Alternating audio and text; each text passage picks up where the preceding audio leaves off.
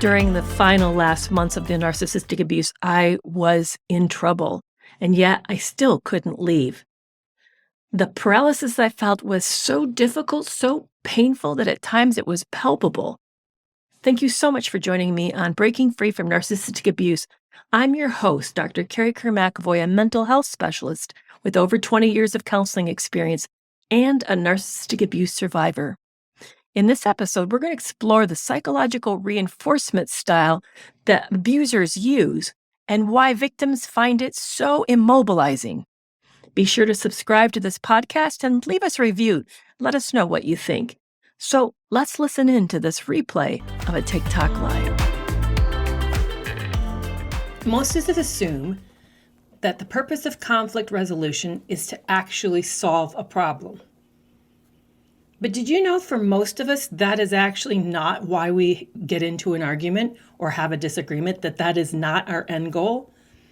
That actually our end goal is something else. When I first heard this, it made perfect sense. It was like this light bulb moment for me. Oh, yeah, I get it.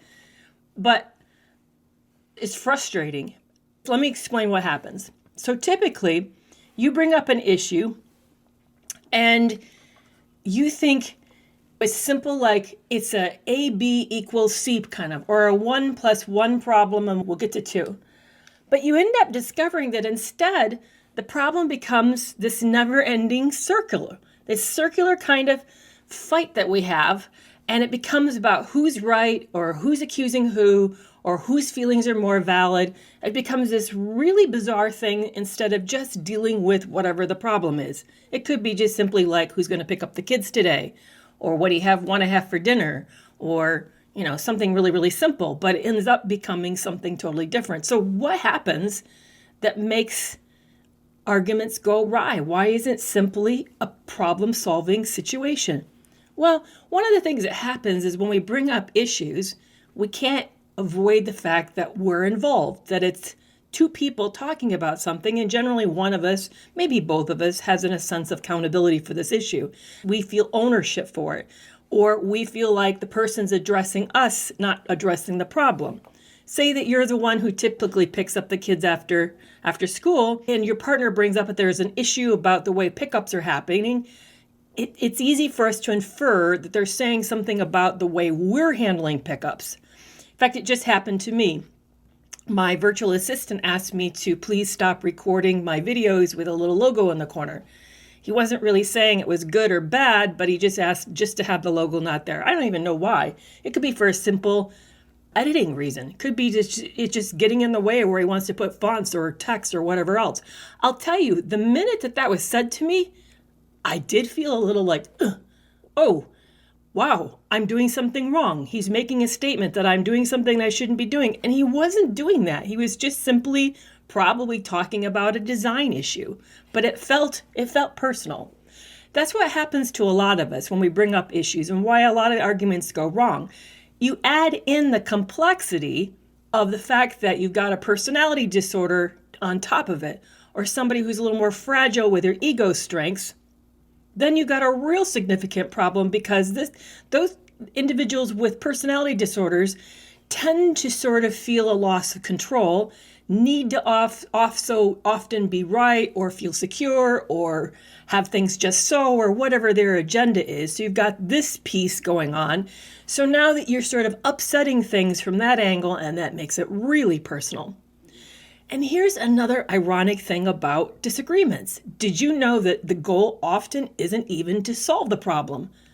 The goal for a lot of people when they get into an argument is simply to feel better, not necessarily have a solution. And this is happening when they have transferred their upsetness from them to you. So they come home and they're telling you about something went wrong, and they're all worked up, and then you start to get worked up and you start to talk to them about it and try to find a better solution. And then now you're a mess, and then suddenly they walk away and everything is just fine. And you're like, what just happened here?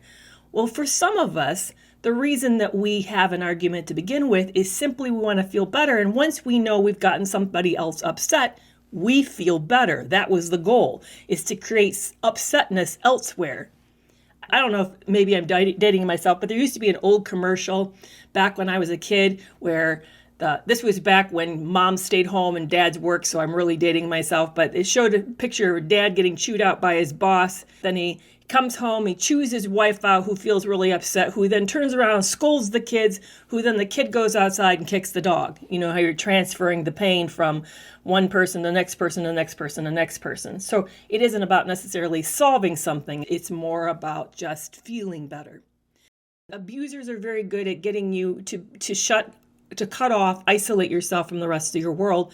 They're very good at cutting you away so that only you are in contact with them. And then they do what's called intermittent reinforcement. So there are 3 different types of reinforcement styles. If you think about how you're going to get behavior, like more behavior of something, they did research on this. You can do it based on a fixed ratio, like every 5th time you'll get a payout. Let's pretend we're at a slot machine, okay? We're in Vegas and we're in a slot machine. Wouldn't it be wonderful if you sat down at a slot machine and you knew every 10th quarter you're going to get a payout? And in fact, you even know what kind of payout it's going to be. It's going to be X amount of dollars. You just put in 10 quarters, you get it. Now, why would Las Vegas do that? Because they'd lose money, right? We'd make sure we gained it. That's called fixed ratio. Then there's another one called fixed interval. Fixed interval is every length of time, certain amount of interval of time, you get a payout. Again, can you imagine a slot machine that if you would stay on that slot machine and fed it quarters or fed it pennies or dollars or whatever it is, I've never been to one, so I don't know what they take these days, you would get a payout. So say you sat there for a half an hour, you get a payout. Sat there for another half an hour, you get a payout. That's called fixed interval. There's a third type. It's called intermittent reinforcement, intermittent or variable ratio. What that is that it's based upon some variable. It's never the same. It may be in a certain number or it may be a certain interval of time. And then the payout is variable. You don't know how big. It could be $1 this time. Maybe it's going to be $1 million the next time. They found when they did this to rats in the lab, that rats just go nuts on a variable ratio into reinforcement schedule. Well, we know that intuitively. Kind of makes sense, right? I mean, a great way to really get your kids to do something or to get somebody to do something is never quite know what the payout is going to be and when it is or how much it's going to be.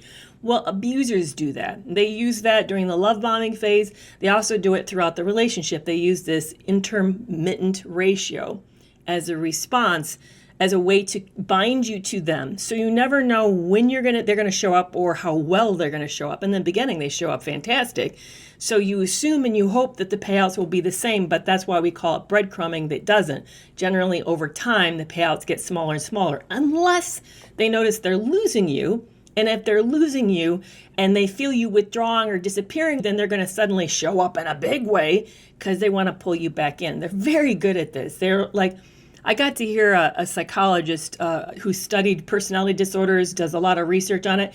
He said they have almost a reptilian instinct. So like predator, like honed hunter instinct and the ability to know how just to keep us in these relationships.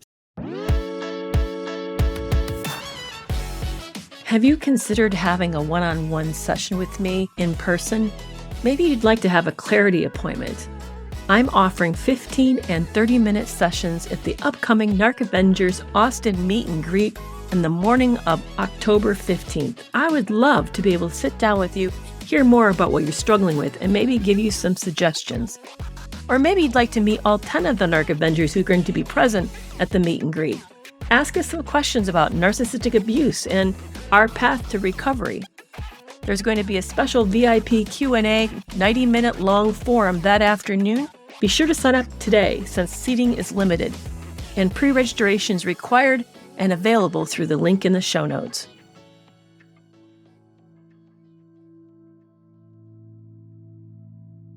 How do you move on? He's finally out of our lives, but I find myself exhausted and living in fear. It does take time. In the beginning, because of the trauma bond, you feel really shaky, really shaky. So let me describe a trauma bond, and this is something I want to do a little more look into it. I really would love to do that because it's Dr. Mills said something fascinating, and I want to research it to be on solid ground when I talk about it. But I will say what she said, but then let you know that I haven't personally looked into it. She said, I did read, by the way, Patrick Carnes wrote a book called Betrayal Bonds. So there is that book out there, but I want to do a little deeper look into it. But she said a trauma bond occurs with anybody who's gone through an intensely traumatizing event. So say, for example, all of you who've ever been in the military and you've seen actions with your fellow soldiers, you have a trauma bond with all of your fellow soldiers that you together went through this event as a group, and they've become your brothers and sisters. And you feel like you have this extra special connection. People who've survived a Holocaust would feel the same, that they know they've gone through this really big event and they have this very extra special connection. Now, when it happens with somebody who's abusing us, it gets developed because you're experiencing the trauma of that together. But the problem is that they're the one who's doing it to you. So they're both your comforter, your supporter, who's going through it with you, but they're also the person who's doing the abusing, which is the weird part. So when you leave them, you miss this special connection you have with them, and it feels really awful. It's hard to describe. I mean, I've broken it, so I do know what it feels like. It's people liken it to withdrawals from an addiction. I don't really know what withdrawals from addiction feels like, so it's hard for me to sort of use that analogy, but I know the desire to reconnect was through the roof. I mean, sometimes I had to it was a white knuckling it to not reach out and connect. It's horrible. It's horrible. And it lasts for months. I mean, sometimes people have it last for years, but it lasts for at least several months. And it diminishes slowly over time. It's not something that just sort of like disappears. You still get hit with it with waves where you really, really want to connect again. You miss that person, you miss what you shared, but you sort of then have to white knuckle it again through. So through time, it gets less, but you still it hits you like ocean waves. It still comes back like ocean waves.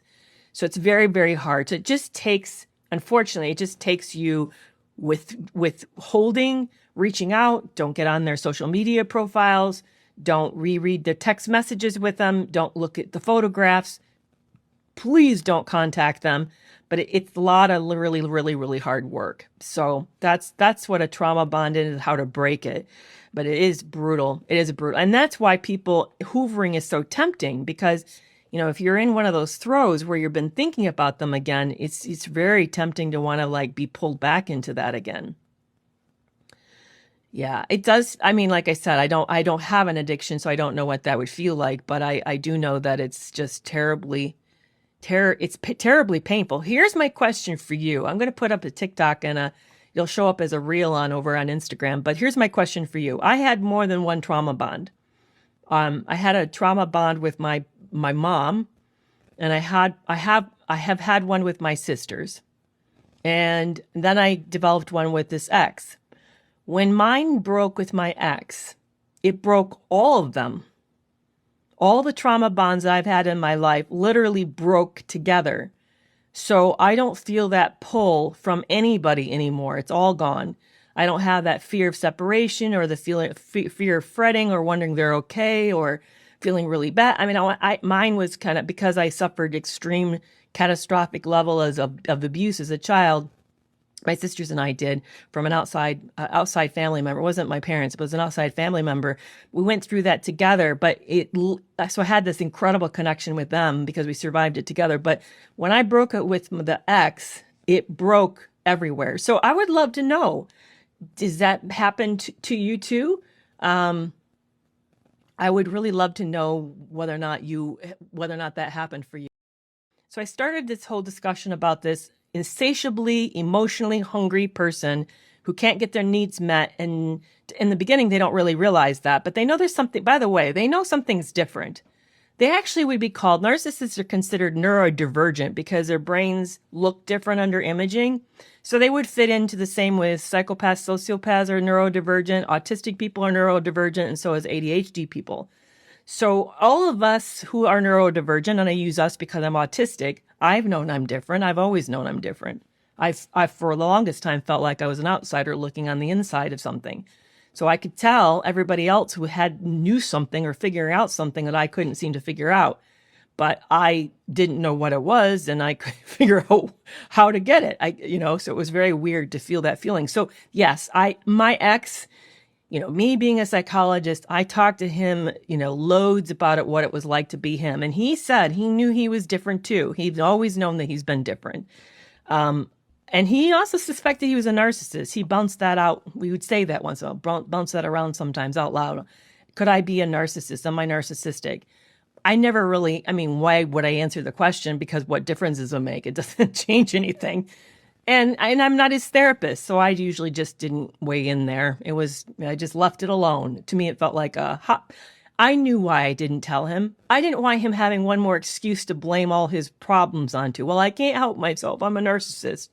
That's what happens is they don't take accountability. They just use these as excuses. So I wasn't going to give him one more reason not to be responsible in the relationship. So I wouldn't say, yes, you are. But I'm thinking inside my head, like, yeah, you are. They're insatiable and it starts to go wrong. And they realize they're burning through relationships and they don't really see you as a person. So they don't realize they're burning through people. They're hurting people. They at some point recognize this is harmful. They have to.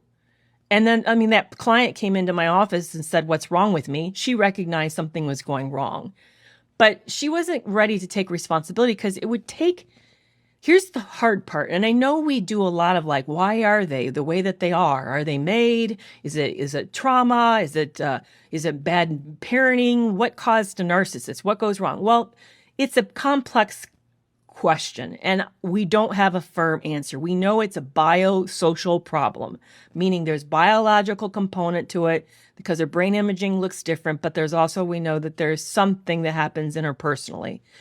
I was trained under the model of a developmental psychology. So I was trained to think of the self as unfolding from birth into maturity.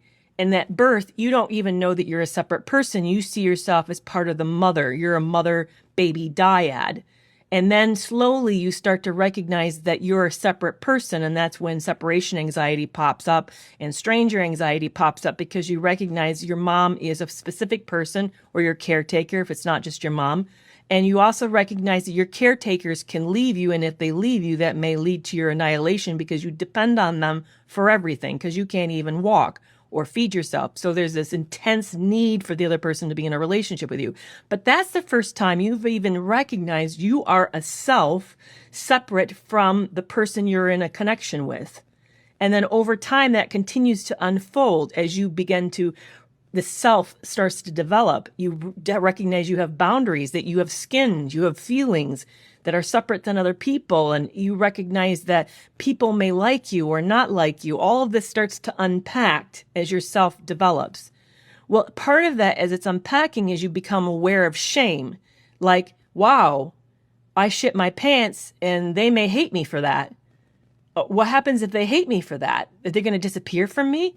So you end up having this fear of making mistakes or doing things wrong and losing people back to, because if you lose somebody, you're going to be annihilated because you depend on them for all your needs. So shame is wrapped into this problem, and narcissists can't look at shame.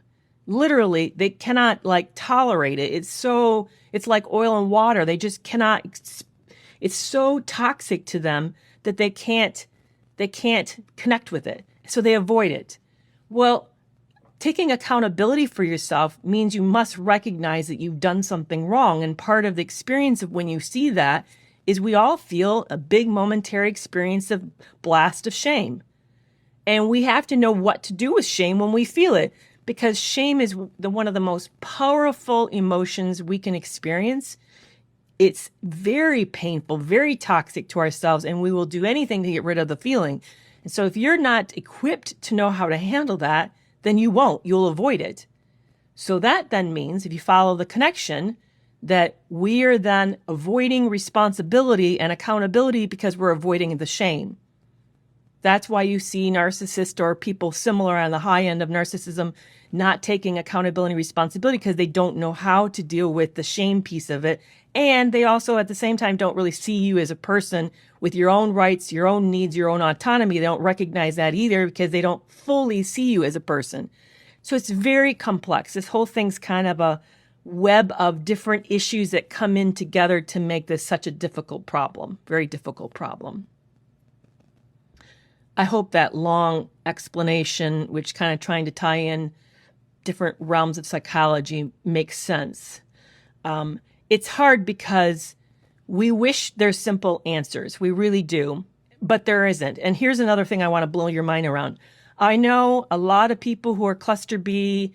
I know it's even popular on TikTok to say, well, it's because of trauma. Narcissists and people similar to them, people who've had a lot of bad problems in the past, it's the bad childhood is the problem. I'm going to tell you, it's been disproved.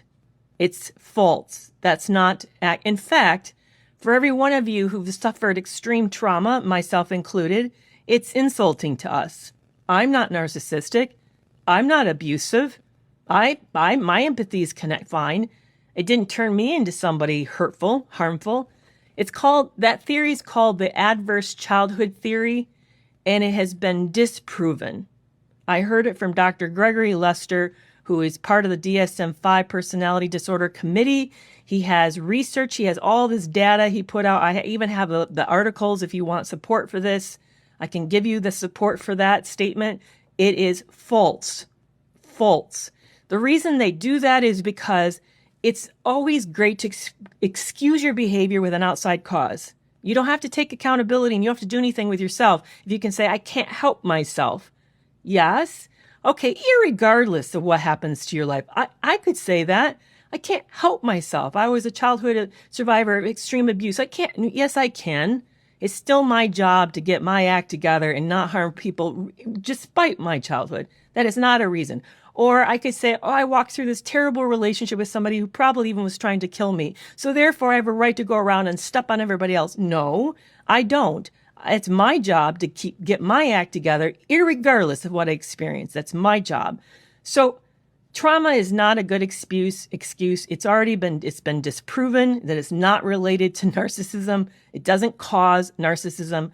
Narcissism is caused for a complex of variety of reasons, and we still don't have final answers on it. Are you free from a trauma bond? The pain of one can be excruciating, and what makes it worse is the social isolation. Few people know what we've gone through or how to lend support. That's what makes the Toxic Free Relationship Club so special. There, everyone's gone through something just like you. You feel immediately understood. Join today and get 30% off your membership fee for the first 3 months. Thank you so much for joining me here today on this podcast of Breaking Free from Narcissistic Abuse. It's been wonderful hanging out with you, and I can't wait to see you back on Thursday.